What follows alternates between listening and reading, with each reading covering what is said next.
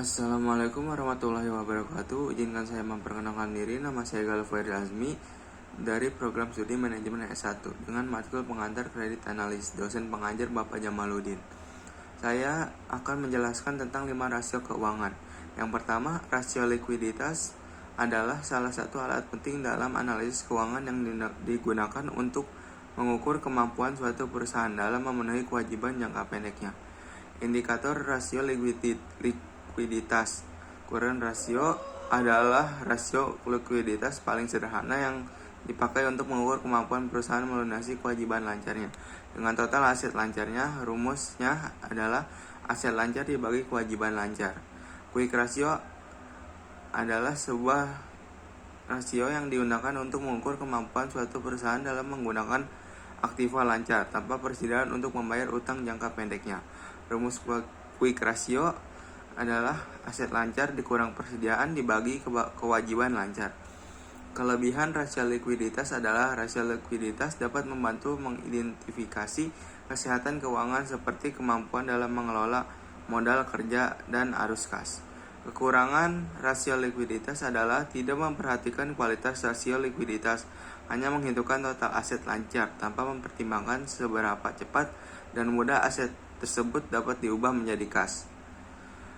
Yang kedua, rasio solvabilitas adalah pengukuran kemampuan perusahaan untuk membayar kewajiban baik jangka pendek maupun jangka panjang.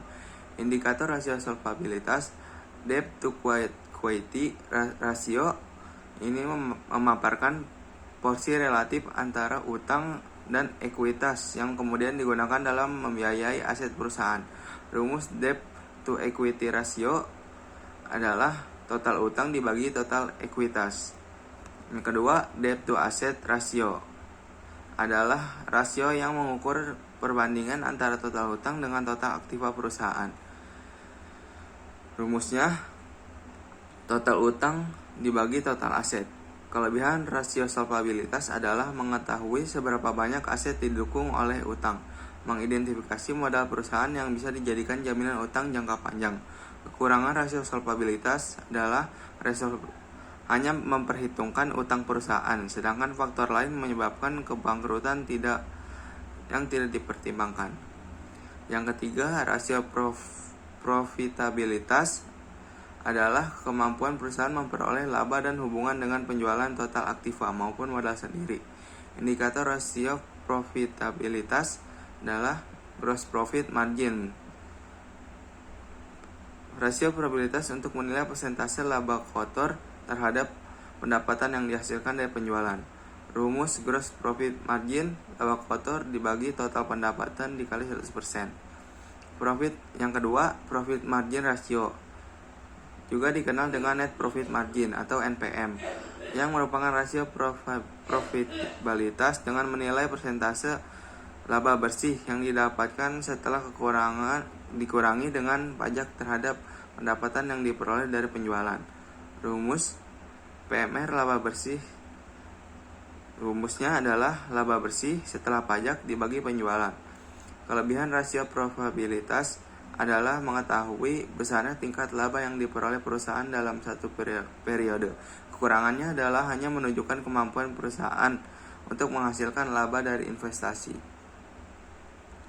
Yang ketiga, rasio aktivitas adalah metrik keuangan yang digunakan untuk mengukur seberapa efisien perusahaan dalam menggunakan asetnya untuk menghasilkan pendapatan dan uang tunai. Contohnya, fixed asset turnover ratio adalah rasio yang menunjukkan cara suatu perusahaan memanfaatkan aset tetapnya.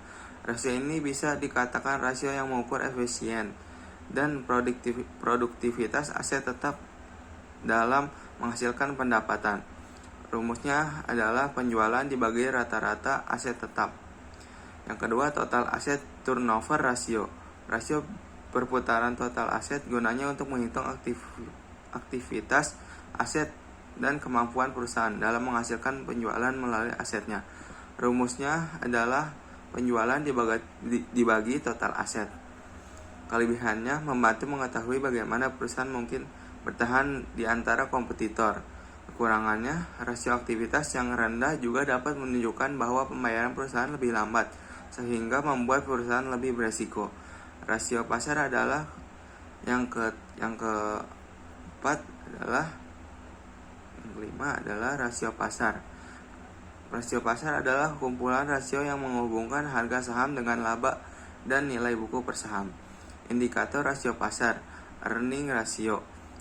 Price earning ratio adalah dasar rasio yang digunakan agar bisa mengetahui harga wajar dalam saham di dalam perusahaan. Rumusnya, harga per saham dibagi earning per share. Dividend payout ratio.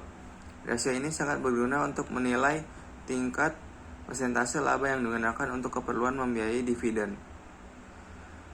Rumus dividen payout ratio adalah total dividen dibagi laba bersih yang dihasilkan dikali 100%. Kelebihan rasio pasar adalah memungkinkan investor untuk menilai apakah pasar saham perusahaan dihargai secara wajar di pasar.